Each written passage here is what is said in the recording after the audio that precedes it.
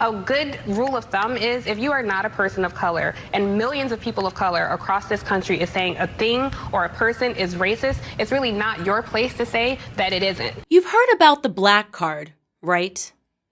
No, not the one from Visa or American Express. This one is much more valuable.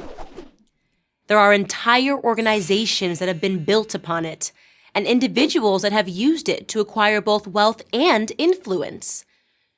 If this sounds like something you might wish to own, you should know that there is only one way you can get your hands on it.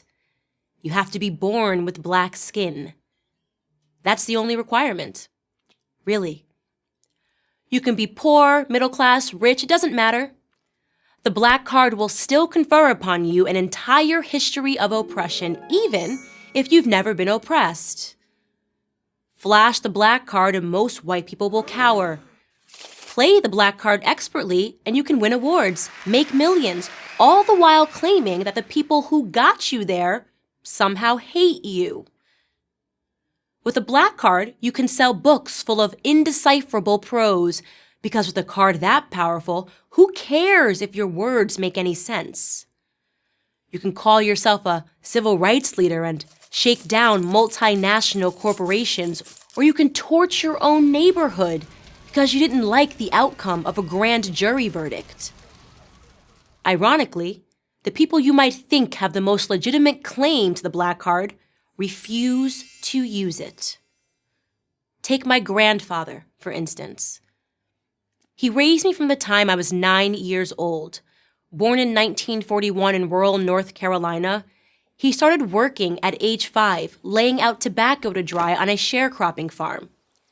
Jim Crow, separate drinking fountains, and the KKK were ever-present realities. He was 17 when he married my grandmother. He made a living cleaning homes and office buildings until he saved up enough money to open his own cleaning business. The thing is, he never played any card. Nor did my grandmother. If they had problems, they didn't blame anybody. They just fixed them. And they raised me to do the same. Chores were a requirement in their household. So was reading the Bible every morning before school. I didn't like the Bible readings and I hated the chores, but I realize now that these small acts of discipline, although sometimes stifling, had a strong, positive impact on my character. I was a first-generation college student. This was supposed to be the ticket to prosperity, but it wasn't. I left college with a mountain of debt and no practical skills. I had just $80 in my bank account and very few prospects. I could have given up. I could have dug deep into my history and declared myself a natural product of ancestral oppression.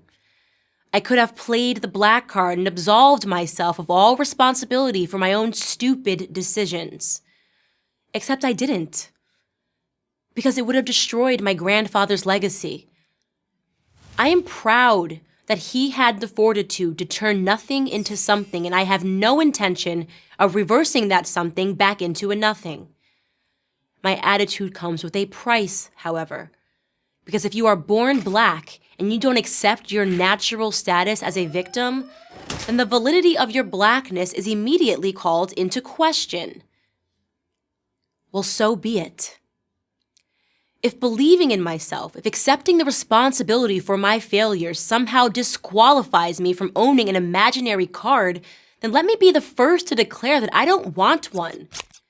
I also don't want Cornel West, Al Sharpton, or insert anyone else who uses their skin color to game the system as a role model.